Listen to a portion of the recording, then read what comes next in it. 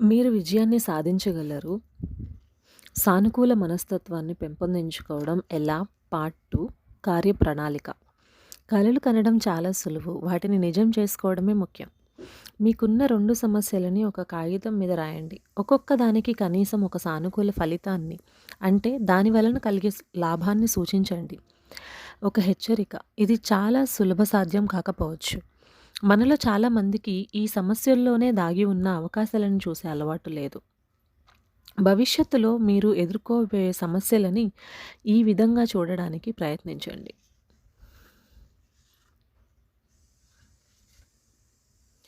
మనకు ఎదురైన సత్యం కాదు ముఖ్యం.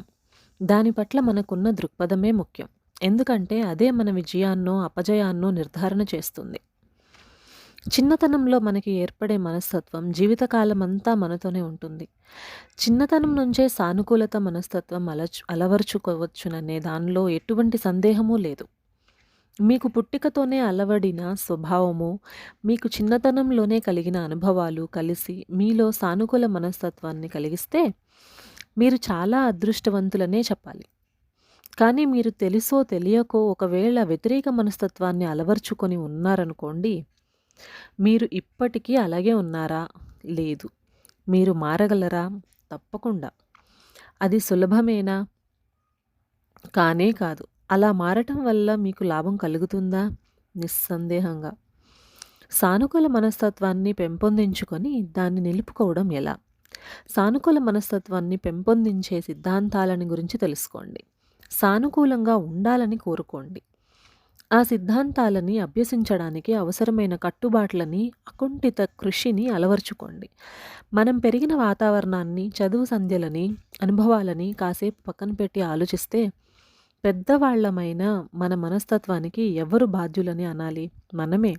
మన ప్రవర్తనకి, మనం చేసే పనులకి మనమే బాధ్యులమని ఒప్పుకొని తీరాలి. కొందరు తమని తప్ప అందరినీ అన్నిటికీ తప్పుపడతారు. ఎప్పటికప్పుడు మనం మనస్తత్వాన్ని రూపొందించుకునే బాధ్యత మనదే. వ్యతిరేక మనస్తత్వం ఉన్నవాళ్ళు చీటికి, మాటికి, అన్నింటికి సర్వసాధారణంగా ఈ లోకాన్నే దూషిస్తూ ఉంటారు. తమ తల్లిదండ్రులని, అధ్యాపకులని, జీవిత భాగస్వామిని, పై అధికారులని, గ్రహాలని, కర్మని, అదృష్టాన్ని, ప్రభుత్వాన్ని, ఆర్థిక పరిస్థితిని వీటన్నిటినీ తమ ఓటమికి కారణాలుగా భావిస్తుంటారు. మీరు మీ గతాన్ని మర్చిపోవాలి. పాత చెత్తనంతగా పూర్తిగా దులిపేసుకొని వర్తమానంలోకి రావాలి. మీ కళ్ళన్నిటికీ కలుపుకొని ముందుకు సాగిపోవాలి. సానుకూల విషయాల గురించే ఆలోచించండి. వాటిలో చాలా సత్యము, నిజాయితీ, మంచి ఉంటాయి. అవి మీ మనసుని సానుకూలంగా మార్చి ఉంచుతాయి. మనస్తత్వాన్ని మార్చుకోవడానికి పనికి వచ్చే 8 మెట్లు. మీరు సానుకూల మనస్తత్వాన్ని పెంపొందించుకొని దాన్ని నిలుపుకోవాలంటే మీరు ఈ కింది విషయాలని శ్రద్ధగా పాటించాలి. మొదటి మెట్టు, మీ దృష్టికోణాన్ని మార్చుకొని సానుకూలత కోసం వెతకండి. మీరు అందరిలోనూ అంతటా మంచినే వెతకడానికి ప్రయత్నించండి. మీ జీవితంలోని సానుకూలత మీద దృష్టిని కేంద్రీకరించండి. ఒక వ్యక్తిలో కానీ, ఒక పరిస్థితిలో కానీ లోపాన్ని వెతికే బదులు మంచిని వెతకండి. మనలో చాలామంది అందరిలోనూ చెడుని, తప్పులని, లోపాలని వెతుకుతుంటాం. వెతకడం బాగా అలవాటైపోయి చివరికి మంచి చూడడం మర్చిపోతాం. బంగారం కోసం వెతకండి. ఆండ్రూ కార్నెగీ అనే అతను బాగా చిన్న కుర్రవాడిగా ఉన్నప్పుడే స్కాట్లాండ్ వదిలి అమెరికాకు వచ్చేశాడు. మొదట్లో చిన్న చిన్న పనులు చేస్తూ అలా అలా పెద్దవాడై చివరికి మొత్తం యునైటెడ్ స్టేట్స్ ఉక్కు ఉత్పత్తి చేసే పారిశ్రామికవేత్తలలో అగ్రగణ్యుడిగా నిలిచిపోయాడు. ఒకప్పుడు ఆయన కింద 43 మంది అధికారులు పనిచేసేవారు. $1,00,000 కంటే ఈనాటికి చాలా పెద్ద మొత్తమే. కానీ ఆ రోజుల్లోనే అంటే 1920లో దాని విలువ ఎంతో ఎక్కువగా ఉండేది. ఒకసారి ఎవరో కార్నెగీని మనుషులతో ఎలా వ్యవహరించేవారు అని అడిగారు. ఆయన మనుషులతో కలిసి పనిచేయడానికి గని నుంచి బంగారం తవ్వి తీయడానికి చాలా పోలిక ఉంది. మీరు 1 ఔన్స్ బంగారం తవ్వి తీయాలంటే కొన్ని టన్నుల మట్టిని తవ్వాలి. కానీ మీరు తవ్వేది మట్టి కోసం కాదు, బంగారం కోసం అన్నాడు. ఆండ్రూ కార్నెగీ ఇచ్చిన జవాబులో చాలా ముఖ్యమైన సందేశం ఉంది. పైకి ఒక్కోసారి కనిపించకపోయినా ప్రతి మనిషిలోనూ, పరిస్థితిలోనూ ఎంతో కొంత సానుకూలత ఉంటుంది. దాన్ని వెలికి తీయాలంటే మనం లోతుగా తవ్వక తప్పదు. మీ దృష్టి దేని మీద కేంద్రీకృతమై ఉంది? బంగారాన్ని వెతకండి. మీరు మనుషుల్లోనూ, వస్తువుల్లోనూ లోటుపాట్లను వెతికితే అవి చాలానే కనిపిస్తాయి. మనం దేనికోసం వెతుకుతున్నాం? బంగారం కోసమా? మట్టి కోసమా? స్వర్గంలో కూడా లోటుపాట్లెంచే వాళ్ళకి అవి కనిపిస్తాయి. సాధారణంగా మనం దేనికోసం చూస్తామో అదే మనకి కనిపిస్తుంది. కొంతమంది ఎప్పుడు వ్యతిరేకత కోసమే వెతుకుతారు. వ్యతిరేక మనస్తత్వం గలవారెప్పుడూ విమర్శిస్తూనే ఉంటారు. కొంతమంది ఏం చేసినా విమర్శిస్తారు. ఎంత బాగా చేసినా మెచ్చుకోరు. అసలు గుర్తించరు. పైగా దానిలో కూడా వాళ్ళు తప్పులెంచే స్వభావం కలవారు. ఇలా ప్రతి వారిని, ప్రతి పనిని విమర్శించడమే వారికి సహజమైపోతుంది. ఇలాంటి వృత్తి విమర్శలు ఎవరినో ఒకరిని అలా దేనినో ఒకదాన్ని విమర్శించినప్పుడల్లా వాళ్ళు ఏదో ఘనకార్యం చేసినట్టు, గొప్ప పోటీలో గెలుపొందినట్లు ప్రవర్తిస్తారు. వాళ్ళు ప్రతి మనిషిని, ప్రతి పరిస్థితిని తప్పుపడతారు. ఇలాంటి వాళ్ళని ప్రతి ఆఫీస్లోనూ, ప్రతి ఇంట్లోనూ మనం తరచూ చూస్తూనే ఉంటాం. వాళ్ళు అందరితోనూ తాము ఎన్ని కష్టాలు పడుతున్నారో చెబుతూ ఈ లోకాన్నంతటినీ దుయ్యబడతారు.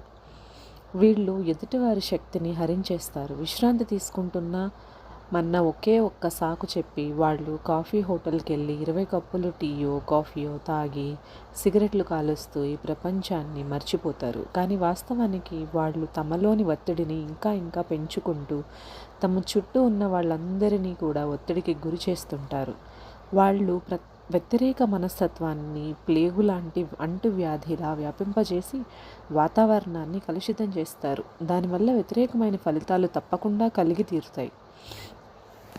రాబర్ట్ ఫుల్టన్ ఆవిరి శక్తితో నడిచే పడవని స్టీంబోట్ కనిపెట్టాడు.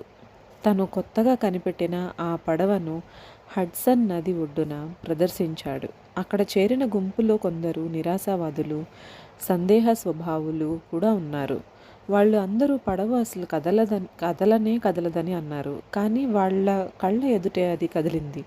నదిలో అది చక్కా ముందుకి పోవడం చూసి అది అసలు కదలదన్న ఈ నిరాశావాదులు ఇప్పుడు ఇక అది ఆగదని అనసాగారు. అబ్బా, ఏం మనస్తత్వం వీళ్ళది!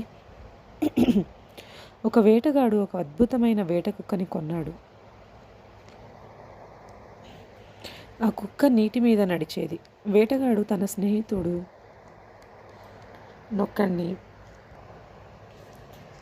బాతులని పట్టేందుకు రమ్మని పిలిచాడు. వాళ్ళు బాతులను వేటాడి చంపిన కొంతసేపటికి ఆ వేటగాడు ఆ పక్షులను తీసుకురమ్మని తన కుక్కను ఆజ్ఞాపించాడు. ఆ బాతులన్నిటినీ ఏరుకు రావడానికి ఆ కుక్కకి రోజంతా పట్టింది. అలా తీసుకువచ్చేటప్పుడు ఆ కుక్క నీటి మీద పరిగెట్టి వెళ్ళి వాటిని తెచ్చింది. ఈ కుక్కని సంపాదించినందుకు స్నేహితుడు తనని మెచ్చుకుంటాడని వేటగాడు ఎంతో ఆశగా ఎదురుచూశాడు. కానీ అతని ఆశ నెరవేరలేదు. ఆ స్నేహితుడు ఆ కుక్క గురించి ఏమీ అనలేదు. వాళ్ళు ఇంటికి తిరిగి వెళ్ళేటప్పుడు వేటగాడు ఉండబట్టలేక తన స్నేహితుడిని, ఆ కుక్కలో నీకు ఏదైనా వింత కనిపించిందా అని అడిగాడు. స్నేహితుడు, కనిపించింది, చాలా పెద్ద వింతే, నీ కుక్కకి ఈదటం చేత కాదు అన్నాడు. కొంతమంది ఎప్పుడూ అందరిలోనూ అన్నింటిలోనూ లోటుపాట్లనే చూస్తారు. నిరాశావాది అంటే ఎవరు? నిరాశావాదులు ఇతరులకు చెప్పుకోదగ్గ కష్టాలు తమకు లేకపోతే బాధపడవేగను. తాము ఆనందంగా ఉన్నామే అని బాధపడేవారు. ఆ ఆనందం తర్వాత వచ్చే బాధ మరీ ఎక్కువగా ఉంటుందేమో అని భయపడేవాళ్ళు. తమ జీవితంలో చాలా భాగం ప్రతి దాన్ని గురించి ఫిర్యాదు చేస్తూ గడిపేవారు. ఎప్పుడూ దీపాలు అన్నింటినీ ఆర్పేసి చుట్టూ ఎంత చీకటిగా ఉందోనని చూసేవారు. జీవితం అనే అద్దంలో పగుళ్ళున్నాయా అని వెతికేవాళ్ళు. ఎక్కువ మంది మంచం మీదే చనిపోతారని విని మంచం మీద నిద్రపోవటమే మానేసేవాళ్ళు. ఆరోగ్యంగా ఉన్న సుఖంగా ఉండక రేపు జబ్బు పడతామేమో అని అస్తమానం భయపడుతూ బతికేవాళ్ళు. చెడుని ఎదురు చూడటమే కాక జరిగే అన్ని సంఘటనలను అతి చెడ్డగా మలుచుకునేవాళ్ళు, అన్వయించుకునేవాళ్ళు. సూర్యుడి వెలుగు నీడని సృష్టించడానికే ఉందని భావించేవాళ్ళు. తమకున్న సుఖాలని మరిచి కష్టాలనే ఎప్పుడు తలుచుకునేవాళ్ళు. కష్టపడి పని చేయడం వల్ల ఎవరికీ నష్టం ఉండదని తెలిసి కూడా ఎందుకొచ్చిన గొడవలే అనుకునేవాళ్ళు. హెచ్చరిక: సానుకూలతని వెతకడం అంటే తప్పులను విమర్శించడం అని కాదు. ఆశావాదిగా ఉండండి. ఎవరైనా ఆశావాదిగా ఉండాలంటే ఏం చేయాలి? ఈ కింది వాక్యాల్లో ఈ సంగతి చక్కగా వివరింపబడింది. మీరు దృఢమైన మనస్తత్వం అలవరుచుకోండి. అప్పుడు ఏది మిమ్మల్ని అశాంతి పాలు చెయ్యదు. మీరు కలిసిన ప్రతి వ్యక్తితోనూ ఆరోగ్యం, ఆనందం, సమృద్ధి గురించే మాట్లాడండి. మీ స్నేహితులందరిలోనూ మీరు ఎప్పుడూ వాళ్ళలోని మంచి గుణాలను బాగా మెచ్చుకుంటున్నారన్న భావం కలిగించండి. అన్నిట్లోనూ మంచిని చూడండి. ఉత్తమమైన ఆలోచనలే చెయ్యండి. ఉత్తమమైన ఫలితాలనే ఎదురు చూడండి. మీ విజయాల గురించి ఎంత ఉత్సాహం చూపిస్తారో ఇతరుల విజయాల పట్ల కూడా అంతే ఉత్సాహం చూపండి. పాత తప్పుల్ని మర్చిపోయి భవిష్యత్తులో ఇంకా పెద్ద విజయాల కోసం ప్రయత్నించండి. అందరినీ చిరునవ్వుతో పలకరించండి. మిమ్మల్ని మీరు మెరుగుపరుచుకోవడానికే మీకున్న సమయాన్నంతా వెచ్చిస్తే ఇతరులను విమర్శించడానికి మీకు సమయం సరిపోదు. అసలు దొరకనే దొరకదు. ఆందోళనని దగ్గరికి రానివ్వకండి. కోపాన్ని మీ ఉదాత్తతతో జయించండి. రెండవ మట్టు: ఏ పనైనా సరే వెంటనే చేయడం అలవాటు చేసుకోండి. అతను వెన్నెల నిండిన ఆకాశం కింద నిద్రపోయాడు. అతను ఎండలో చలి కాచుకున్నాడు. ఎప్పుడో ఏదో చేస్తాలే అనుకుంటూ జీవించాడు. చివరికి ఏదీ చెయ్యకుండానే చనిపోయాడు. మనమందరం జీవితంలో ఏదో ఒక సమయంలో పనిని వాయిదా వేసిన వాళ్ళమే. ఆ తప్పు నేను కూడా చేశాను. తర్వాత బాధపడ్డాను. ఇలా పని వాయిదా వేయడం వల్ల వ్యతిరేక మనస్తత్వం ఏర్పడుతుంది. పని చేయడం కన్నా పని వాయిదా వేసే అలవాటు వల్ల ఎక్కువ అలసట కలుగుతుంది. ఒక పని పూర్తి చేసేటప్పుడు తృప్తి, ఉత్సాహము కలుగుతాయి. అసంపూర్తిగా చేసిన పని శక్తిని హరిస్తుంది. మీరు సానుకూల మనస్తత్వాన్ని పెంపొందించుకొని నిలబెట్టుకోవాలంటే వర్తమానంలో జీవించడం, ప్రతి పనిని వెంటనే పూర్తి చేయడం అలవర్చుకోండి. నేను పెద్దవాణ్ణయ్యాక వాయిదా వేయటం అనేది ఒక చిన్న పిల్లవాడు నేను పెద్దవాణ్ణయ్యాక ఇలా ఉంటాను, అలా చేస్తాను, హాయిగా ఉంటాను అన్నట్టుగా ఉంటుంది. తీరా ఆ కుర్రవాడు పెద్దవాడయ్యాక కాలేజీ చదువు పూర్తి చేశాక నేను సుఖంగా ఉంటానంటాడు. చదువు పూర్తయ్యాక ఉద్యోగం దొరికితే సంతోషంగా ఉంటాను అంటాడు. ఉద్యోగం దొరికాక పెళ్లి చేసుకొని సుఖంగా ఉంటానంటాడు. పెళ్ళయ్యాక పిల్లలు స్కూల్ చదువు దాటాక నేను రిటైర్ అయ్యాక నాకు ఆనందం లభిస్తుందని అంటాడు. తీరా రిటైర్ అయ్యాక అతను తన కళ్ళ ముందే చూస్తుండగానే జీవితం అంతా ఆనందం లేకుండానే గడిచిపోయిందని తెలుసుకుంటాడు. కొంతమంది పెద్ద పెద్ద మాటల చాటున దాక్కొని పనిని వాయిదా వేస్తుంటారు. కొందరు నేను పరిశీలిస్తున్నాను అంటారు. 6 నెలల తర్వాత కూడా వాళ్ళు ఇంకా పరిశీలిస్తూనే ఉంటారు. వాళ్ళు పరిశీలన పక్షవాతం అనే జబ్బుతో బాధపడుతున్నామని తెలుసుకోలేరు. అలాంటి వాళ్ళు ఎన్నటికీ విజయం సాధించలేరు. ఇంకో రకం మనుషులు ఉంటారు. నేను సిద్ధం అవుతున్నాను అని పని దాటేస్తూ ఉంటారు. నెలైనా 6 నెలలైనా ఇంకా వాళ్ళు సిద్ధం కారు. వీళ్ళు సాకు చెప్పడం అనే జబ్బుతో బాధపడుతుంటారు. వాళ్ళు పని చేయమన్నప్పుడల్లా ఏదో ఒక కుంటి సాకు చెబుతూనే ఉంటారు. వర్తమానంలో జీవించండి. జీవితం డ్రెస్ రిహార్సల్స్ కాదు. మీరు నమ్మే సిద్ధాంతం ఏదైనా, జీవితం అనే ఈ ఆటలో మీకు దొరికేది ఒకే ఒక అవకాశం. పందెంలో ఒడ్డేవి చాలా విలువైనవి. మీ జీవితాన్ని వృధా చేసుకోలేరు. ఎందుకంటే మీరు పందెంలో ఒడ్డేది మీ భావి తరాలని. సమయం ఏది? మనం ఎక్కడున్నాం? ఈ ప్రశ్నలకు జవాబు సమయం ఇదే. మనం ఉన్నది ఇక్కడే. ఈ సమయాన్ని పూర్తిగా వినియోగించుకొని లాభం పొందుదాం. అంటే మనం భవిష్యత్తు గురించి పథకాలు వేసుకోనక్కర్లేదని కాదు. వర్తమానాన్ని చక్కగా ఉపయోగించుకోవడం ద్వారా మనం మంచి భవిష్యత్తుకి బాటలు వేస్తున్నాం. మీరు సానుకూల మనస్తత్వం పెంపొందించుకోవాలంటే వెంటనే ఈ పని చెయ్యి అని సూత్రాన్ని నేర్చుకోండి. తర్వాత ఎప్పుడో చేద్దాంలే అనుకుంటూ వాయిదా వేసే అలవాటుని పూర్తిగా విడిచిపెట్టండి. జీవితంలో అన్నిటికన్నా విషాదకరమైన మాటలు అలా జరిగి ఉండొచ్చు, నేను చేసి ఉండాల్సింది, నేను చేయగలిగేవాడిని, నేను ఇంకా కొంచెం ప్రయత్నించి ఉంటే. ఈరోజు చెయ్యగలిగిన దాన్ని దేన్ని రేపటి కోసం వదిలిపెట్టకండి. నాకు తెలుసు, విజయం సాధించిన వారందరూ పని వాయిదా వేయాలనుకొని కూడా వెయ్యలేకపోయిన వారే. ఎవరైనా ఇవాళ రేపో అని పని చేస్తాను ఆ పని చేస్తాను అన్నారంటే ఇప్పట్లో వారు ఆ పని చెయ్యరని రూఢిగా తెలుసుకోండి. కొంతమంది అన్ని లైట్లు పచ్చగా మారే వరకు ఇల్లు వదిలి వెళ్ళకుండా వేచి ఉంటారు. కానీ అది జరగని పని. వాళ్ళ ఇంటి నుంచి బయలుదేరక ముందే ఓడిపోతారు. ఇక చాలా విషాదకరం.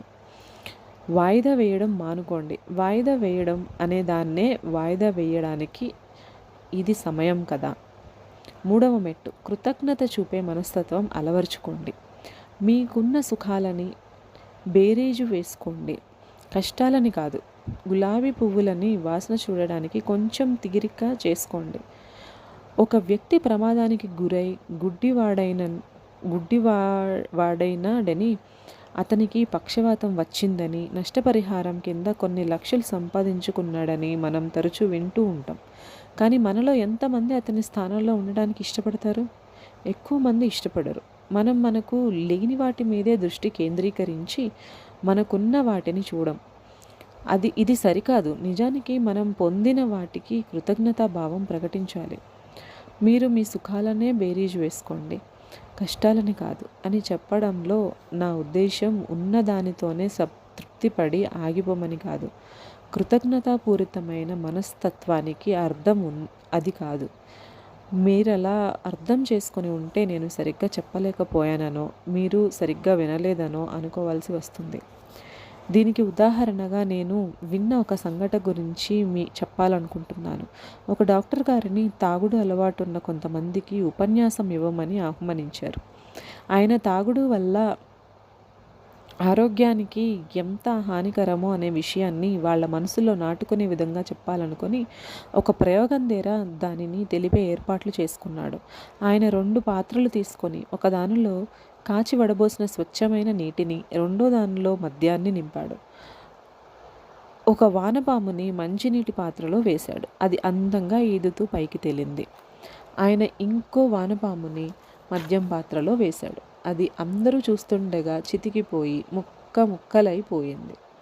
మద్యం మనిషి శరీరంలోని భాగాల్ని ఇలాగే నాశనం చేస్తుందని చెప్పడానికే ఆయన ఈ ప్రయోగం చేసి చూపించాడు. ఈ ప్రయోగం ద్వారా వాళ్ళు తెలుసుకున్న నీతి ఏమిటని ఆయన అడిగారు. వెనుక కూర్చున్న ఒక వ్యక్తి, మీరు మద్యం తాగితే మీ పొట్టలో పురుగులుండవు అన్నాడు. డాక్టర్ గారు చెప్పదలుచుకున్నది అదేనా? కానే కాదు కదా. అది వినేవాళ్ళ పొరపాటు. మనం మనకి కావలసినదే వింటాం తప్ప అవతలి మనిషి చెప్పాలనుకున్నది కాదు. మనకి దొరికే మంచి అవకాశాలలో చాలా వరకు నిధులు నిక్షిప్తమై ఉంటాయి. అందుకే సదవకాశాలనే బేరీజు వేసుకోండి, కష్టాలని నష్టాలని కాదు. 4వ మెట్టు, నిరంతరం విద్యాభ్యాస కార్యక్రమాలలో నిమగ్నులు కండి. మనం ముందుగా కొన్ని అపోహలను తొలగించుకుందాం. మనం సామాన్యంగా పాఠశాలలోనూ కళాశాలలోనూ మాత్రమే చదువు లభిస్తుందని అనుకుంటాం. నేను విభిన్న దేశాల్లో సమావేశాల్లో మాట్లాడేటప్పుడు శ్రోతలని తరచూ మనం నిజంగానే పాఠశాలల్లోనూ కళాశాలల్లోనూ చదువు నేర్చుకుంటామా అని అడుగుతూ ఉంటాను. సామాన్యంగా అందరూ అంగీకరించే విషయం, కొందరు నేర్చుకుంటారని, చాలామంది నేర్చుకోరనిను. నన్ను అపార్థం చేసుకోకండి. పాఠశాలల్లోనూ కళాశాలల్లోనూ మనం చాలా సమాచారమే సేకరిస్తాం. విద్యావంతులు కావడానికి ఈ సమాచారం చాలా అవసరం కూడా. అయితే మనం చదువుకు నిజమైన అర్థం ఏమిటో కూడా తెలుసుకోవలసిన అవసరం ఉంది. మేధస్సుకి సంబంధించిన చదువు మెదడుని ప్రభావితం చేస్తే, జీవిత విలువలకు సంబంధించిన చదువు హృదయంపై ప్రభావం చూపుతుంది. నిజానికి హృదయానికి శిక్షణనివ్వని చదువు ప్రమాదకరమైనది కావచ్చు. మన ఆఫీసుల్లో, ఇళ్లల్లో, సమాజంలో అందరిలోనూ సత్ప్రవర్తన పెంపొందించాలంటే మనకి కనీసమైన నైతిక విద్య అవసరం. సత్ప్రవర్తనకు సంబంధించిన ప్రాథమిక లక్షణాలు అంటే నిజాయితీ, దయ, ధైర్యము, దీక్ష, దక్షతలను పెంపొందించే చదువు కావాలి. ఇందుకోసం మనం విద్యాలయాలలోనే చేరనక్కర్లేదు. మనకి కావలసిన జీవన విలువలను నేర్పేది చదువు మాత్రమే. నైతికపరమైన విషయాలను నేర్చుకున్న వ్యక్తి జీవితంలో రాణించడానికి అవసరమైన గుణగణాలను ఎక్కువగా కలిగి ఉంటాడు. జీవితంలో విజయం సాధిస్తాడు. ఈ నైతికపరమైన విద్య లేని వ్యక్తి బడి చదువులో ఎంత రాణించినా జీవితంలో విజయాన్ని సాధించలేడు. విలువలు నేర్పని చదువు. మన విశ్వవిద్యాలయాలు నిపుణులైన మోటు మనుషులని తయారు చేసే కార్ఖానాలుగా తయారయ్యాయి. ఎందుకంటే అవి చెప్పే చదువు యువతకి విలువలను నేర్పడం కాదు. యువత అటువంటి చదువు కోసమే వెదుకుతోంది. నిజమైన చదువు బుద్ధికి, మనసుకి కూడా శిక్షణనివ్వాలి. చదువు సంధ్యలు లేని దొంగ ఒక రైల్వే వ్యాగన్ని మాత్రమే దోచుకుంటాడు. కానీ చదువుకున్న దొంగ మొత్తం రైల్వేనే దోచుకునే అవకాశం ఉంది. మనం పరిజ్ఞానము, వివేకము సంపాదించుకోవడానికే పోటీ చేయాలి తప్ప మార్కులు, గ్రేడ్ల కోసం కాదు. పరిజ్ఞానం అంటే సమాచారాన్ని సేకరించడం. వివేకం అంటే దాని వినియోగాన్ని సులభ సాధ్యం చేయడం. ఒక వ్యక్తి మంచి మార్కులు సంపాదించి పెద్ద డిగ్రీని కూడా సంపాదించవచ్చు. కానీ అతను ఎక్కువగా ఏమీ నేర్చుకుని ఉండకపోవచ్చు. ఒక వ్యక్తి నేర్చుకోవలసిన అతి ముఖ్యమైన విషయం నేర్చుకోవడం ఎలాగో నేర్చుకోవడం. విషయాలను బట్టి పట్టడమే చదువని మనం అపోహపడతాం. బుద్ధిని, నైతిక విషయాల ప్రమేయం లేకుండా చదువు ద్వారా పంచడం వల్ల సమాజంలో పిచ్చి వాళ్ళను తయారు చేస్తాం. పరిజ్ఞానం శక్తి కాదు. మనం చాలాసార్లు పరిజ్ఞానమే శక్తి అనే మాట వింటూ ఉంటాం. కానీ అది నిజం కాదు. పరిజ్ఞానం అంటే సమాచారం. దానికి శక్తిగా మారే స్తోమత ఉంది. కానీ దాన్ని సరిగ్గా వాడుకున్నప్పుడే అది శక్తిగా మారుతుంది. చదువు రాని వాడికి వచ్చి కూడా చదువని వాడికి తేడా ఏమిటి? బెన్ ఫ్రాంక్లిన్ చెప్పినట్లు అట్టే తేడా లేదు. నేర్చుకోవడం అనేది తినడం లాంటిది. మీరు ఎంత తిన్నారనేది ముఖ్యం కాదు, ఎంత జీర్ణించుకోగలిగారనేదే ముఖ్యం. పరిజ్ఞానంలో శక్తి ఉంది, కానీ అసలైన శక్తి వివేకం. విద్యకి చాలా రూపాలున్నాయి. అది కేవలం మార్కులు, డిగ్రీలు మాత్రమే కాదు. అది మీ సామర్థ్యాన్ని అభివృద్ధి చేస్తుంది, స్వయం క్రమశిక్షణ నేర్పుతుంది, వినటం నేర్పుతుంది, నేర్చుకోవాలన్న ఉత్సుక కలిగిస్తుంది. మన మనసు కూడా ఒక కండరం లాంటిదే. అది వ్యాకోచిస్తుంది, సంకోచిస్తుంది. మనం దానికి ఎంత వ్యాయామం కలిగిస్తామనే దానిపై ఇది ఆధారపడి ఉంటుంది. చదువు చాలా డబ్బు ఖర్చుతో కూడినదని మీరు అనుకుంటున్నారా? అయితే అజ్ఞానాన్ని పరీక్షించి చూడండి. చదువుకున్న వాళ్ళందరూ మంచి నిర్ణయాలే చేస్తారని అనలేము. ఒక కథ చెప్తా వినండి. రోడ్డు పక్కన ఒక వ్యక్తి రొట్టెలు అమ్ముకుంటూ ఉండేవాడు. అతనికి పొట్ట పొడిస్తే అక్షరం ముక్క రాదు. అందుచేత వార్తాపత్రిక చదివేవాడు కాదు. అతనికి చెముడు, రేడియోలో వార్తను వినేవాడు కాదు. చూపు కూడా సరిగ్గా అనేది కాదు. అందువల్ల టీవీ చూసేవాడు కాదు. కానీ రొట్టెలు మాత్రం చాలా చురుకుగా అమ్మేవాడు. అతని రొట్టెలు బాగా అమ్ముడుపోయేవి. అతనికి ఆ వ్యాపారంలో చాలా లాభం వచ్చింది. దాంతో అతను రోజు ఇంకా ఎక్కువ మాంసం కొనేవాడు. ఇంకో పెద్ద కంపటి కూడా తీసుకున్నాడు. అతని వ్యాపారం ఇలా దినదినాభివృద్ధిగా సాగుతుండగా అతని కొడుకు కాలేజీ చదువు ముగించుకు వచ్చి తండ్రితో పాటు రొట్టెల వ్యాపారం చేయసాగాడు. ఆ తర్వాత ఒక విచిత్రం జరిగింది. ఒకరోజు కొడుకు, నాన్న, త్వరలో ఆర్థిక మాంద్యం రాబోతుంది తెలుసా అని అడిగాడు. అప్పుడు అతని తండ్రి, తెలీదు, అదేమిటో నాకు కాస్త చెప్పు అన్నాడు. అంతర్జాతీయంగా పరిస్థితి చాలా దారుణంగా ఉంది. మన దేశం పరిస్థితి అంతకన్నా ఘోరంగా ఉంది. రాబోయే గొడ్డు రోజుల్ని ఎదుర్కోవడానికి మనం సిద్ధంగా ఉండాలి అన్నాడు కొడుకు. తన కొడుకు కాలేజీలో చదువుకున్నాడు, వార్తాపత్రికలు చదువుతాడు, రేడియో వింటాడు. అతని సలహా త్రోసిపుచ్చకూడదని ఆ తండ్రి అనుకున్నాడు. అలా అనుకొని మర్నాడు తక్కువ మాంసం రొట్టెలు తెప్పించుకున్నాడు. తన కొట్టు ముందున్న బోర్డుని తొలగించి మునుపు ఉన్నంత చురుకుగా పనిచేయడం మానుకున్నాడు. త్వరలోనే అతని కొట్టుకి వచ్చే జనం పలచబడ్డారు. అతని అమ్మకం పడుకుంది. అప్పుడు ఆ తండ్రి కొడుకుతో, బాబు, నువ్వు చెప్పింది ముమ్మాటికి నిజం. మన ఆర్థిక మాంద్యం బతుకుతున్నాం. నువ్వు నన్ను ముందుగా హెచ్చరించడం మంచిదైంది అన్నాడు. ఈ కథ నుంచి మనం ఏం నేర్చుకున్నాం? మనం ఆశించిన దాన్ని బట్టి మనం కోరిన ఫలితాలు కలుగుతాయి. చాలాసార్లు మనం తెలివి అంటే మంచి నిర్ణయం తీసుకోవటం అని అనుకుంటాం. ఒక వ్యక్తి చాలా తెలివైన వాడైనప్పటికీ తప్పు నిర్ణయం తీసుకోవచ్చు. మీ సలహాదారులని జాగ్రత్తగా ఎంచుకోండి, కానీ నిర్ణయం మాత్రం మీరే తీసుకోండి. ఈ కింద చెప్పిన 5 గుణాలు కలిగి ఉంటే చదువు సంధ్యలో నేర్చుకున్నా నేర్చుకోకపోయినా ఒక వ్యక్తి విజయాన్ని తప్పక సాధించగలుగుతాడు. మంచి నడవడి, నిబద్ధత, దృఢ నమ్మకం, మర్యాద పాటించడం, ధైర్యం. ఈ లోకంలో ఎంతోమంది జ్ఞాన నిధులున్నా వారు తమ వ్యక్తిగత జీవితంలో విఫలమవ్వడం ఎంతో విచారించాల్సిన విషయం. తెలివితేటలంటే అతి త్వరగా నేర్చుకోవటం అన్న మాట. నేర్పు అనేది ఒక సామర్థ్యం. సామర్థ్యంతో పాటు నేర్చుకున్న దాన్ని ఆచరణలో పెట్టే సంకల్పం కూడా ఉంటే అది యోగ్యత అవుతుంది. ఒక నేర్పరి అయిన వ్యక్తిని యోగ్యుడిగా తయారు చేసే మనస్తత్వమే కోరిక. చాలామంది నేర్పరులైన వ్యక్తులు తమ పనిలో యోగ్యులు కారు. సరైన మనస్తత్వంతో కూడుకొని సామర్థ్యం వ్యర్థమే. విశ్వవిద్యాలయాల ప్రథమ కర్తవ్యం వివేకాన్ని నేర్పడం, వ్యాపారాన్ని నేర్పడం కాదు. మంచి నడవడి నేర్పడం, సాంకేతిక విషయాలని నేర్పడం కాదు. విద్యావంతులంటే ఎవరు? మరి ఇప్పుడు నేను ఎవరిని విద్యావంతుడని అనాలి? ప్రతిరోజు తాము ఎదుర్కొనే పరిస్థితులని చక్కగా నిర్వహించగల వారిని, ఆ పరిస్థితులని చక్కగా అర్థం చేసుకొని సరైన పద్ధతిలో వాటికి అనుగుణంగా నడుచుకునే వారిని మొదట చెప్పుకోవాలి. ఆ తర్వాత అందరితోటి గౌరవపూర్వకంగా వ్యవహరించేవారు, తమ తోటి పనివారితో వీలైనంత వరకు సర్దుకుపోయేవారు ఈ కోవికి చెందుతారు. ఇంకా సంతోషంగా ఉన్నప్పుడు దాన్ని ఎక్కువగా బయట పెట్టకుండా అదుపులో పెట్టుకునేవారు, తమ దురదృష్టాన్ని తలుచుకొని కుంగిపోకుండా దాన్ని భరిస్తూ ధైర్యంగా జీవిస్తూ తమ సహజ ప్రవృత్తికి నిండుతనం కలిగించేవారు చదువుకున్న వారి కింద లెక్క. అన్నిటికన్నా ముఖ్యంగా విజయ గర్వంతో విర్రవీగకుండా ఉండగలవారు, తమ సహజ స్వభావాన్ని వదలగా వివేకంతోనూ గంభీర స్వభావంతోనూ నిలదొక్కుకోగలవారు. ఏదో అదృష్టవశాత్తు తమకు దొరికిన మంచి అవకాశాలను చూసి ఉప్పొంగిపోకుండా జన్మతహా లభించిన స్వభావం వల్లనో తెలివితేటల వల్లనో సాధించిన వాటితో తృప్తి పడేవారు కూడా విద్యావంతులే. ఈ పైన ఉదహరించిన వాటిలో ఏదో ఒక దానితో కాక అన్నిటితోనూ నిండిన నడవడి ఉన్నవారే నిజమైన విద్యావంతులు, సర్వగుణ సంపన్నులు.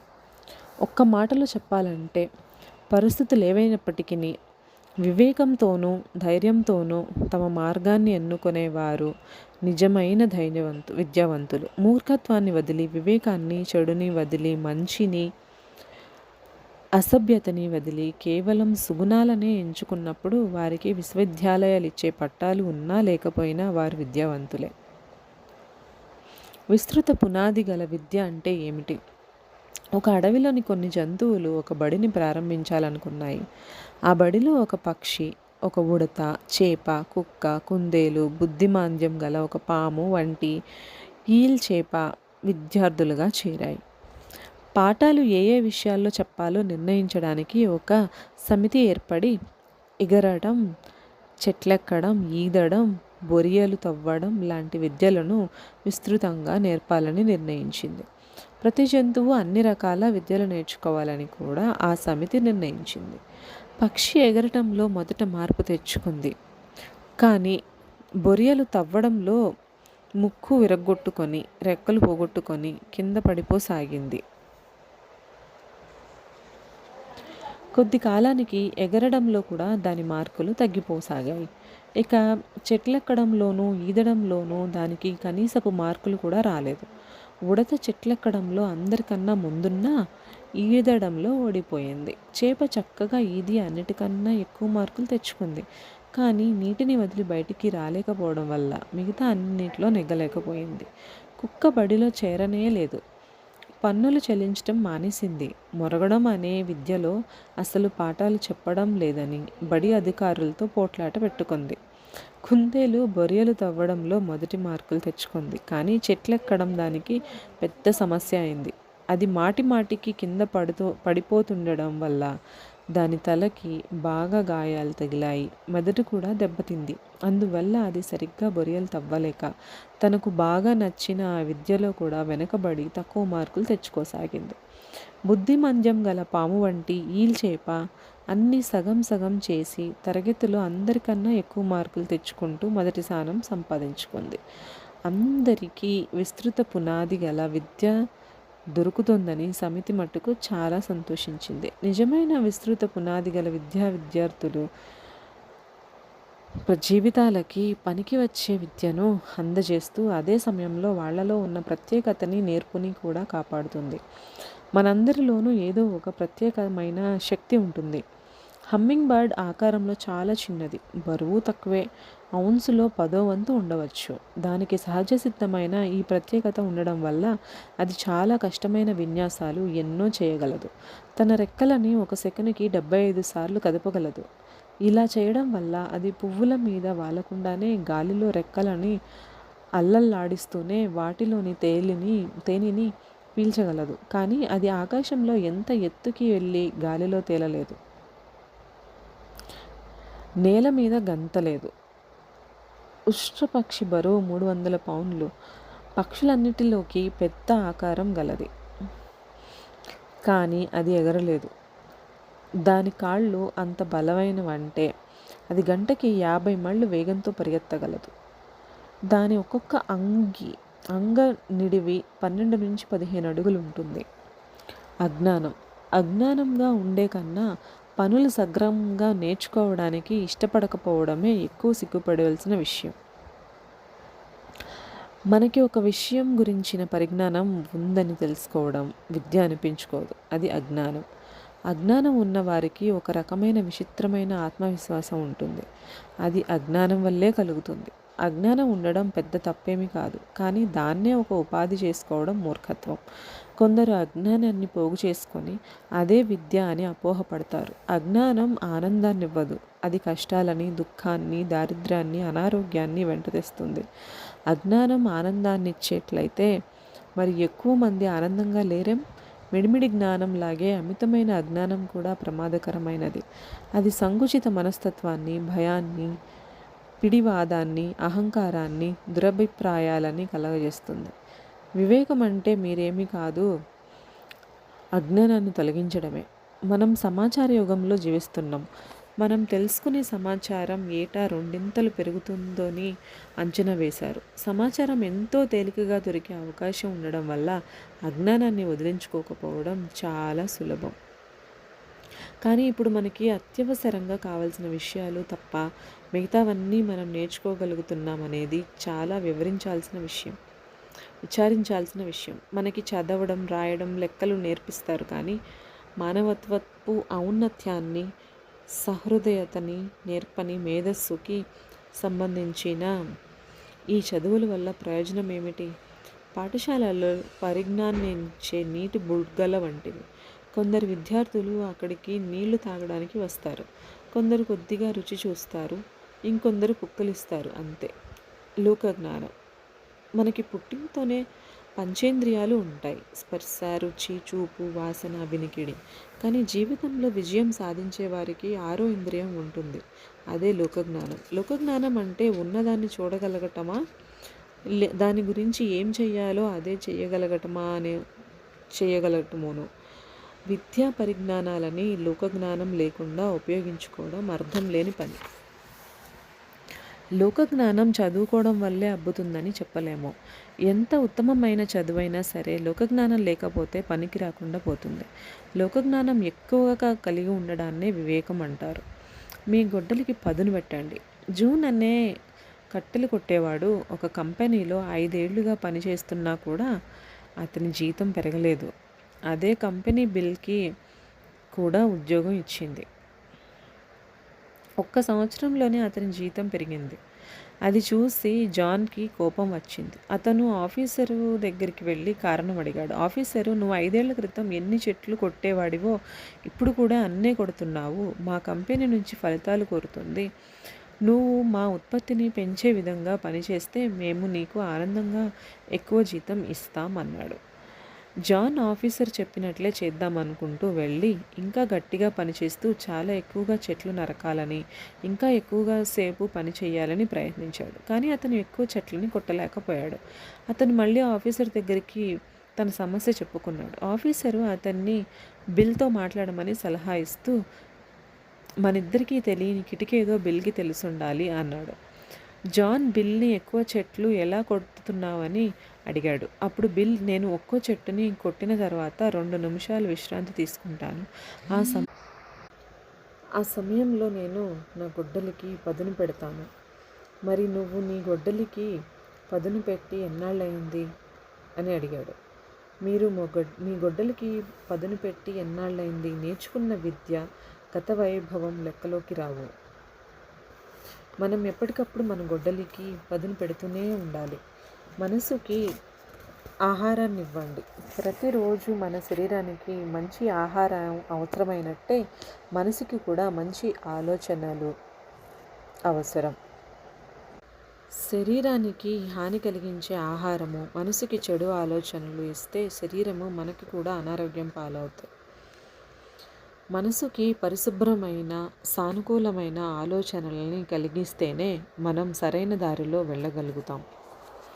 విద్య అనేది ఒక ఖజానా. నిరంతరం సాగే సానుకూలమైన చదువు సానుకూలమైన ఆలోచనల్ని కలిగిస్తుంది. సానుకూలమైన ఆలోచనలు గలవారు క్రీడాకారుల వంటి వారు. అభ్యాసం వల్ల అంతఃశక్తిని పెంపొందించుకొని పోటీల్లో ఆ శక్తిని వాడుకుంటూ ఉంటారు. వాళ్ళు అనునిత్యం మానకుండా అభ్యాసం చేయకపోతే ఇలా శక్తిని నిల్వ చేసుకొని అవసరమైనప్పుడు వాడుకునే అవకాశం ఉండదు. అదేవిధంగా సానుకూలంగా ఆలోచించేవారు ఎప్పుడూ పరిశుభ్రమైన శక్తివంతమైన విషయాలనే మనసుకి అందిస్తూ సానుకూల మనస్తత్వాన్ని నిర్మించుకుంటారు. అందరూ జీవితంలో వ్యతిరేకతని ఎదుర్కోవలసి వస్తుంది. సానుకూల మనస్తత్వం అనే ఖజానా ఉన్నట్లయితే ఆ వ్యతిరేక పరిస్థితులను దాటిపోగలుగుతారని వాళ్ళు గ్రహిస్తారు. లేకపోతే వ్యతిరేకతదే పై చేయి అవుతుంది. సానుకూలమైన ఆలోచనలు చేసేవారు మూర్ఖులు కారు. వాళ్ళు కళ్ళకి గంతలు కట్టుకొని జీవించరు. తమ పరిమితిని తెలుసుకొని తమకున్న శక్తులపై దృష్టిని కేంద్రీకరించి జీవితంలో విజయాన్ని సాధిస్తారు. ఓడిపోయేవారు కూడా తమ శక్తిని తాము తెలుసుకోగలరు, కానీ తమ దృష్టిని మట్టుకు తమకున్న శక్తి సామర్థ్యాల మీద కాకుండా తమలోని లోటుపాట్ల మీదే కేంద్రీకరిస్తారు. 5వ మెట్టు సానుకూలమైన ఆత్మగౌరవాన్ని పెంపొందించుకోవడం. ఆత్మగౌరవం అంటే ఏమిటి? మన గురించి మనకుండే భావనే ఆత్మగౌరవం అంటే. మన మనసు హాయిగా ఉన్నప్పుడు మనం చేసే పని సవ్యంగా పూర్తి అవుతుంది. ఇంట్లోనూ ఆఫీస్లోనూ మన సంబంధాలు అందరితోనూ సవ్యంగా ఉంటాయి. ప్రపంచం అందంగా కనిపిస్తుంది. దీనికి కారణం ఏమై ఉంటుంది? మన ఆలోచనలకి మన ప్రవర్తనకి మధ్య ఒక రకమైన పొందిక ఉండడమే దీనికి కారణం. సానుకూలమైన ఆత్మగౌరవాన్ని పెంపొందించుకోవడం ఎలా? మీరు ఏ సానుకూలమైన ఆత్మగౌరవాన్ని త్వరగా పెంపొందించుకోవాలనుకుంటున్నారో ఒక పని చేస్తే మీకు అది త్వరగా సాధ్యపడుతుంది. ఎవరైనా డబ్బు రూపంలో కానీ ఇతరత్రా కానీ మీకు చేసిన సహాయానికి ప్రత్యుపకారం చేయలేని వారికి మీరేదైనా ఉపకారం మళ్ళీ చేయండి. కొన్నేళ్ల క్రితం నేను జైల్లో ఖైదీలకి మనస్తత్వం గురించి, ఆత్మగౌరవాన్ని గురించి బోధించడానికి పూనుకున్నాను. ఈ పని నేను స్వచ్ఛందంగా చేశాను. కొన్ని వారాల్లోనే ఎన్నో ఏళ్లుగా నేర్చుకొని విషయాలెన్నో నేను నేర్చుకున్నాను. నా తరగతులకి 2 వారాల పాటు హాజరైన తర్వాత ఒక ఖైదీ నాతో, "శివ, నేను ఇంకో 2 వారాల్లో జైలు నుంచి విడుదల అవుతున్నాను" అన్నాడు. మంచి మనస్తత్వం పెంపొందించుకోవడం గురించి అతను ఏం నేర్చుకున్నాడని అడిగాను. అతను కొంతసేపు ఆలోచించి, "నాకు నా మీద ఇష్టం కలిగింది" అన్నాడు. అంటే నాకు సరిగ్గా అర్థం కాలేదు. "నీ ప్రవర్తనలో ఏ మార్పు వచ్చిందో చెప్పు" అని అడిగాను. ప్రవర్తనలో మార్పు రానంత కాలం ఒక వ్యక్తి ఏది నేర్చుకున్నట్టు కాదని నా నమ్మకం. నా కార్యక్రమం మొదలుపెట్టినది లగాయత్తు తను రోజు బైబిల్ చదువుతున్నానని చెప్పాడు. బైబిల్ చదవటం వల్ల అతనికి ఏం ఒరిగిందని అడిగాను. తనకి తన పట్ల, ఇతరుల పట్ల ఇష్టం పెరిగిందని, మునుపెన్నడూ అలా అనిపించలేదని అన్నాడు. మంచిది, అయితే అసలు సంగతి చెప్పు. జైలు నుంచి విడుదలయ్యాక ఏం చేద్దామనుకుంటున్నావు అని అడిగాను. సమాజానికి ఉపయోగపడే పని ఏదైనా చేయడానికి ప్రయత్నిస్తానని అతను అన్నాడు. నేను మళ్ళీ అతన్ని అదే ప్రశ్న అడిగాను. అతను మళ్ళీ అదే జవాబు చెప్పాడు. నేను అతన్ని విడుదలై వెళ్ళాక ఏం చేద్దాం అనుకుంటున్నావు అని మళ్ళీ అడిగాను. నేను అతని దగ్గర నుంచి విభిన్నమైన జవాబు ఆశించాను. ఈసారి అతను కోపంగా సమాజానికి ఉపయోగపడే పనేదైనా చేస్తాను అన్నాడు. అతను మొదట చెప్పిన జవాబుకి ఇప్పుడు చెప్పిన జవాబుకి ఆకాశానికి పాతాళానికి ఉన్నంత తేడా ఉందని సూచించాను. మొదటిసారి చేయడానికి ప్రయత్నిస్తాను అన్నాడు. ఇప్పుడు చేస్తాను అని అంటున్నాడు. ప్రయత్నిస్తాను అన్న మాటలోనే ఉంది తేడా అంతా. మనం ఏదైనా చేయదలుచుకుంటే చెయ్యాలి లేదా మానాలి. ప్రయత్నం అనే మాట అతను మళ్ళీ జైల్లోకి వచ్చేందుకు తలుపు తెరిచి ఉంచుతుంది. మా సంభాషణ వింటున్న ఇంకో ఖైదీ, "శివ, మీరీ పని చేస్తున్నందుకు మీకు ఎంత డబ్బిస్తారు" అని అడిగాడు. నాకు దొరికే డబ్బు కన్నా మీరు పొందే ఆనందం ఎంతో విలువైనదని, నేను అతనితో చెప్పాను. మళ్ళీ అతను మీరు ఇక్కడికి ఎందుకు వస్తున్నారు అని అడిగాడు. నా స్వార్థం కోసమే వస్తున్నాను. నాకు ఈ ప్రపంచాన్ని బాగు చేసి అందరి జీవితాలని మెరుగుపరచాలని కోరిక ఉంది అన్నాను.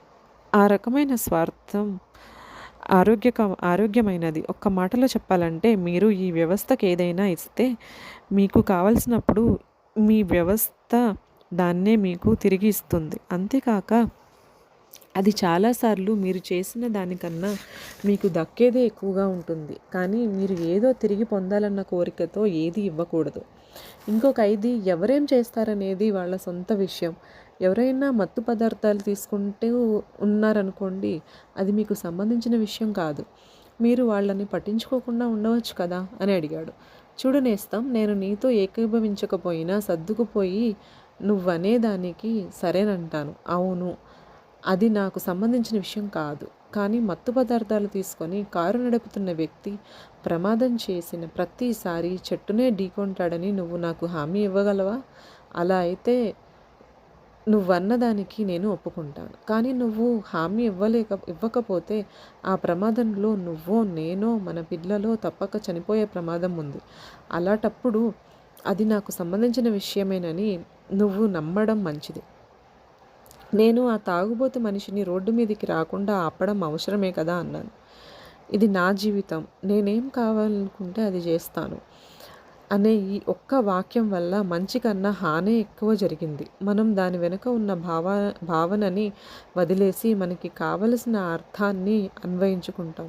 కొందరు ఈ వాక్యాన్ని స్వార్థానికి జోడించడం వల్ల దీనికి తాలూకా దుష్ప్రభావం వారి మీద, వారి చుట్టూ ఉన్న ప్రపంచం మీద పడుతుంది.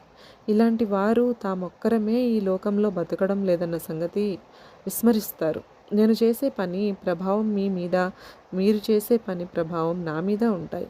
మనం ఒకరితో ఒకరం ముడిపడి ఉన్నాం. ఈ భూమిని మనమందరం పంచుకుంటున్నామని బాధ్యతతో ప్రవర్తించాలని తెలుసుకోవాలి. ఈ ప్రపంచంలో 2 రకాల మనుషులు ఉంటారు. ఇచ్చేవాళ్ళు, పుచ్చుకునేవాళ్ళు. పుచ్చుకునేవాళ్ళు సుష్టుగా తింటారు. ఇచ్చేవాళ్ళు సుఖంగా నిద్రపోతారు. ఇచ్చేవాళ్ళకి ఆత్మగౌరవం ఎక్కువగా ఉంటుంది. సానుకూల మనస్తత్వం ఉంటుంది. వాళ్ళు సమాజానికి సేవ చేస్తారు. సమాజ సేవ అంటే మామూలుగా కనిపించే కుహానా రాజకీయ నాయకులు చేసే సేవ గురించి కాదు నేను చెప్పేది. వాళ్ళు సమాజ సేవ చేస్తున్నట్టు నటిస్తూ తమకి తామే సేవ చేసుకుంటూ ఉంటారు. మనమందరం మనుషులమే కాబట్టి ఇచ్చిపుచ్చుకోవటం అనేది మనకి అవసరమే. కానీ అమితమైన ఆత్మగౌరవం కలిగి ఆరోగ్యకరమైన వ్యక్తిత్వం గల మనిషి తీసుకోవడానికే కాక ఇవ్వడానికి కూడా ముందుకొస్తాడు. ఒక వ్యక్తి తన కొత్త కారుని కడుగుతుండగా చూసి అతని పొరుగింటాయన ఈ కారు ఎప్పుడు కొన్నారు అని అడిగాడు. అప్పుడు అతను మా అన్నయ్య దీన్ని నాకు ఇచ్చాడు అన్నాడు. నాకు కూడా ఇలాంటి కారు ఉంటే బాగున్ను అన్నాడు పొరుగింటాయన. అప్పుడు కారు గల వ్యక్తి మీరు నా అన్నలాంటి అన్న ఉండాలని కోరుకోవాల్సింది అన్నాడు. వీరి సంభాషణ పొరుగింటావిడ వింటూ మధ్యలో కలగజేసుకొని నేనే ఆ అన్నయ్య అయితే బాగుండేది అంది. చూసారా ఎంత సానుకూలమైన ఆలోచన ఆమెది. 6వ మెట్టు, వ్యతిరేక ప్రభావాలకి దూరంగా ఉండండి. లేత మనసులు పెద్దవాళ్ల ప్రవర్తన వల్ల, టీవీ పత్రికల వల్ల బాగా ఎక్కువగా ప్రభావితం అవుతాయి.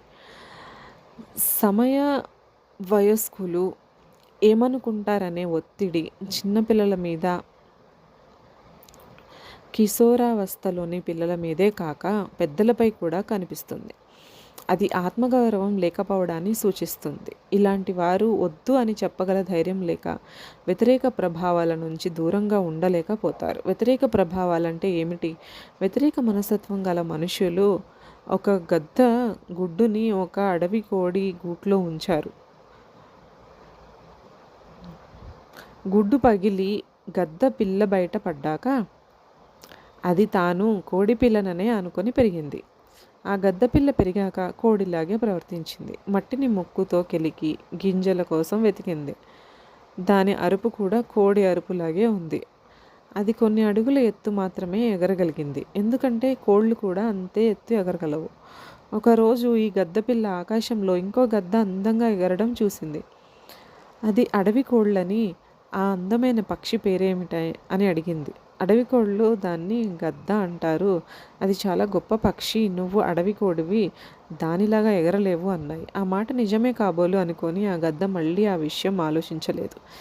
అది కోడిగానే బతికి కోడిగానే చచ్చిపోయింది. సరైన జ్ఞానం లేకపోవడం వల్ల తనకి వంశపారంపర్యంగా అబ్బిన గుణాలని అది ఉపయోగించుకోలేకపోయింది. దాని జీవితం ఎంత వ్యర్థమైంది. గెలవటానికే పుట్టిన ఆ గద్ద తను పెరిగిన వాతావరణం వల్లే ఓటమిని అనుభవించింది.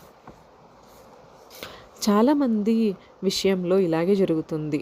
ఆలివర్ వెండాల్ హోమ్స్ చెప్పినట్టు జీవితంలోని ఒక దురదృష్టకరమైన విషయం ఏమిటంటే చాలామంది తమలో సంగీతాన్ని నిలుపుకునే చనిపోతారు. మనం దురాలోచన లేకపోవడం వల్లే గొప్ప విషయాలని సాధించలేకపోతున్నాం. గద్దలాగా మీరు ఎగరాలనుకుంటే మీరు గద్ద అనుసరించే పద్ధతులను నేర్చుకోవాలి.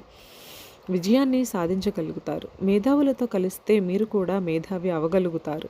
దానగుణం కలవారితో స్నేహం చేస్తే మీకు కూడా ఆ దానగుణం అబ్బుతుంది. ప్రతికూల మనస్తత్వం కలవారితో కలిస్తే మీరు కూడా వారిలాగే తయారవుతారు.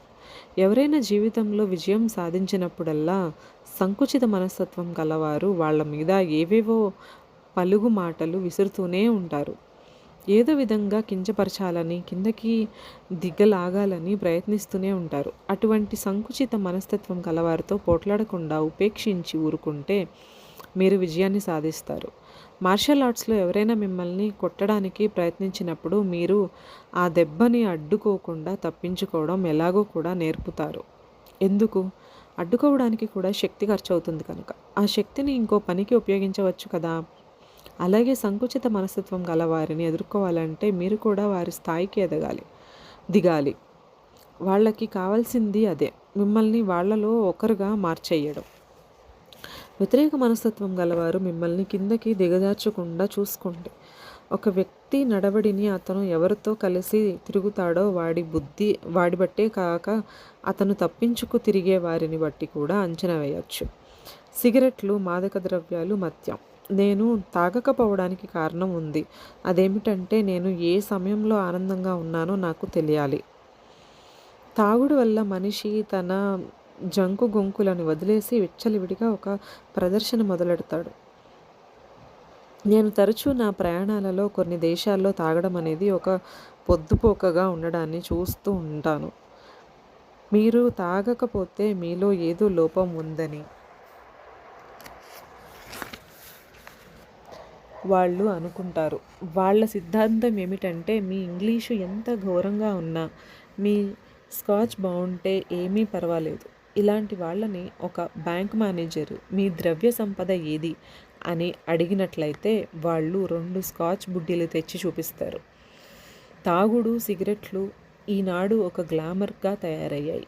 మొదటిసారి ముట్టుకున్నారా, ఇక అంతే.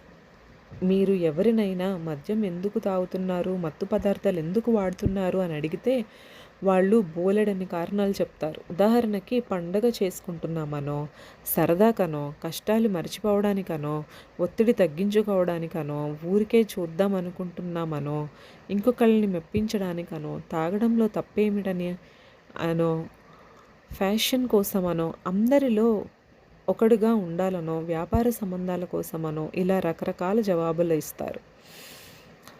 తమ ఈడువారు తోటివారు తెచ్చే ఒత్తిడికి లొంగిపోయి జనం తాగుతారు. ఇలాంటి సందర్భాల్లో ఒత్తిడి తేవడానికి నువ్వు నా స్నేహితుడివి కాదా, ఈ ప్రయాణం కోసం ఒకటి, నా కోసం ఒకటి మంచి మాటలతో వాళ్ళు తాగమని బలవంత పెడతారు.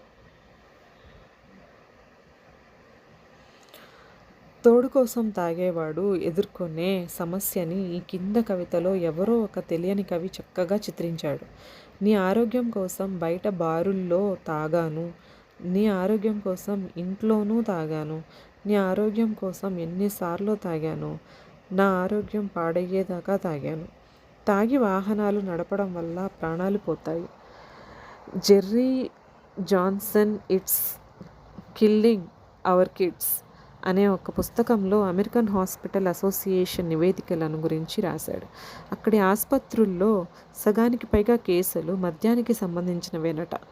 నేషనల్ సేఫ్టీ కౌన్సిల్ 1989లో 1989 వారి యాక్సిడెంట్ ఎడిషన్ ప్రకారం ప్రతి 60 సెకండ్లకొకసారి మద్య సంబంధమైన ప్రమాదంలో ఒక వ్యక్తి గాయపడుతూనే ఉన్నాడు. అశ్లీల సాహిత్యం, సినిమాలు. అశ్లీలత అంటే ఆడవారి పట్ల, పిల్లల పట్ల అమానుషంగా ప్రవర్తించడం. అశ్లీలత యొక్క ఫలితాలు ఏవంటే అది ఆడవారి పట్ల అమానుషంగా ప్రవర్తించడం నేర్పుతుంది, పిల్లల జీవితాలని బలి తీసుకుంటుంది, వివాహాలని నాశనం చేస్తుంది, స్త్రీ పురుష సంబంధాలలో హింసని ప్రోత్సహిస్తుంది, నైతిక విలువలను అపహాస్యం చేస్తుంది, నిర్మూలిస్తుంది, వ్యక్తులని, కుటుంబాలని, సముదాయాలని, మొత్తం సమాజాన్ని నాశనం చేస్తుంది. అమెరికాలో ప్రతి 46 సెకండ్లకి ఒక స్త్రీ బలాత్కారానికి గురి అవుతుంది. National victim centre, crime victims research and treatment centre 1992 86% బలాత్కారం చేసేవాళ్ళు తరచూ అశ్లీల సాహిత్యం చదువుతామని, 50% బలాత్కరించేటప్పుడు సినిమాలలో, టీవీలలో తాము చూసిన అశ్లీల దృశ్యాల్లో లాగా ప్రవర్తిస్తామని ఒప్పుకున్నారు. కొంతమంది అశ్లీలతని వ్యాపారంగా పెట్టుకొని డబ్బు సంపాదించడం కోసం ఎంతగా దిగజారుతారో చూస్తే చాలా బాధగా ఉంటుంది. వ్యతిరేకతని ప్రేరేపించే చిత్రాలు, టీవీ కార్యక్రమాలు. ఈనాటి పిల్లలు తమ మనస్తత్వాన్ని, విలువలను ఎక్కువగా సినిమాల నుండి, టీవీ కార్యక్రమాల నుంచి నేర్చుకుంటున్నారు. హై స్కూల్లో చదువు ముగించే లోపుగా పిల్లలు 20,000 గంటలు టీవీ కార్యక్రమాలని, 15,000 హత్యలని, మద్యానికి సంబంధించిన 1,00,000 ప్రకటనలని చూస్తారని అంచనా. టీవీ కార్యక్రమాలు, ప్రకటనలు తాగడం సరదాగా ఉంటుందని, సిగరెట్ తాగడం గ్లామర్ అని, మత్తు పదార్థాలు తీసుకోవడం అతి ముఖ్యమనే సందేశాన్ని అందిస్తాయి. మరి నేరాలు ఇంత అధిక సంఖ్యలో జరగడంలో ఆశ్చర్యమేముంది? సోప్ ఒపెరాలు, ఇతర టీవీ కార్యక్రమాలు, సినిమాలు పెళ్లికి ముందే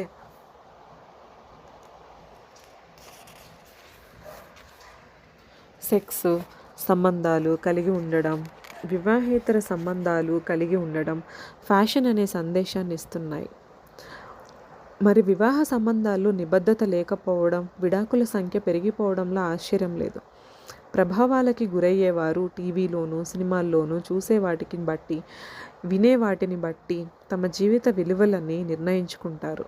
మనం ఎవరేమైనా సరే కొద్దో గొప్పో ఈ ప్రభావాలకి లోనయ్యే జీవిస్తాం.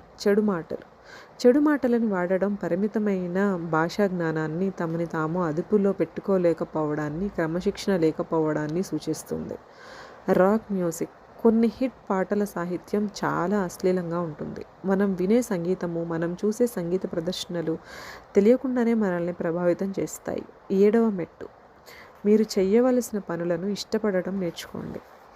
మీరు అవసరమైన దాన్ని చేయడంతో మొదలుపెట్టండి. ఆ తర్వాత చేయగలిగినది చేయండి. మీరు చెయ్యలేనని అనుకున్నది చేస్తున్నట్టు హఠాత్తుగా గ్రహిస్తారు. ఇష్టం ఉన్నా లేకున్నా కొన్ని పనులు చేసి తీరాలి. ఉదాహరణకి తల్లులు పిల్లల్ని సంరక్షించడం. ఇది ఎప్పుడూ ఆనందదాయకంగా ఉండకపోవచ్చు, అప్పుడప్పుడు బాధాకరంగా కూడా ఉండవచ్చు. కానీ ఆ పనిని ఇష్టపడడం నేర్చుకుంటే చేయలేమనుకున్న దాన్ని సులభంగా చేయగలుగుతాం.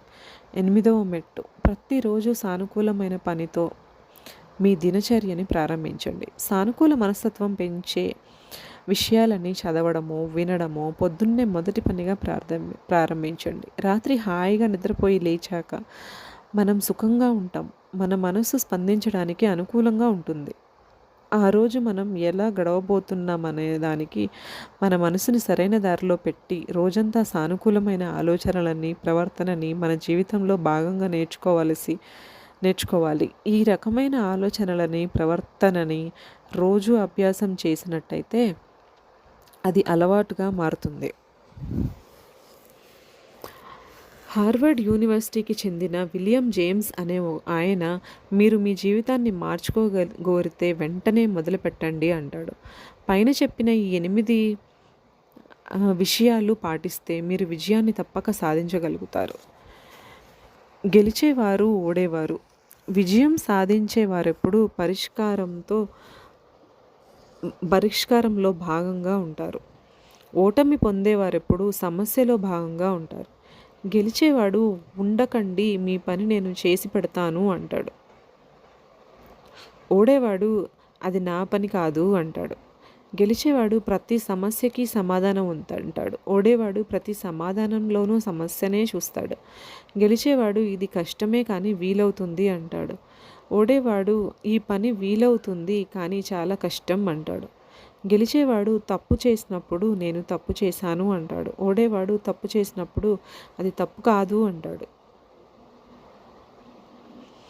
గెలిచేవాడు నిబద్ధుడై ఉంటాడు. ఓడేవాడు వాగ్దానాలు చేస్తాడు. గెలిచేవాళ్ళు కలలు కంటారు.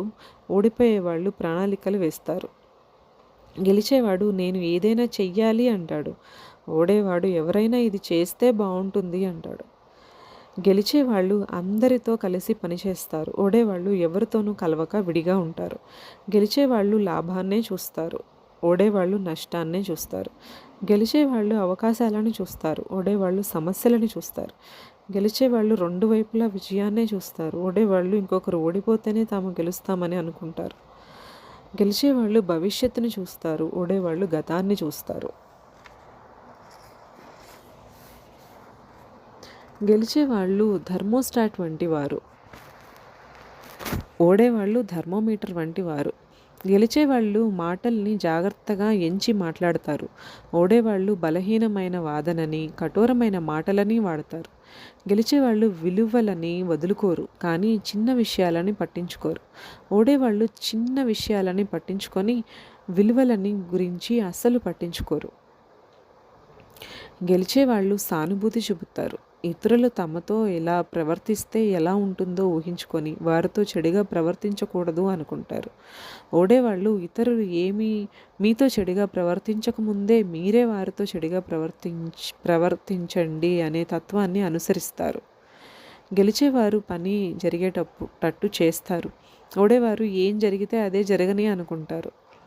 గెలిచేవారు గెలవడానికి పథకాన్ని ముందే తయారు చేసుకుంటారు. ఈ వాక్యంలో తయారు చేసుకోవడం అనేది కీలకమైన మాట.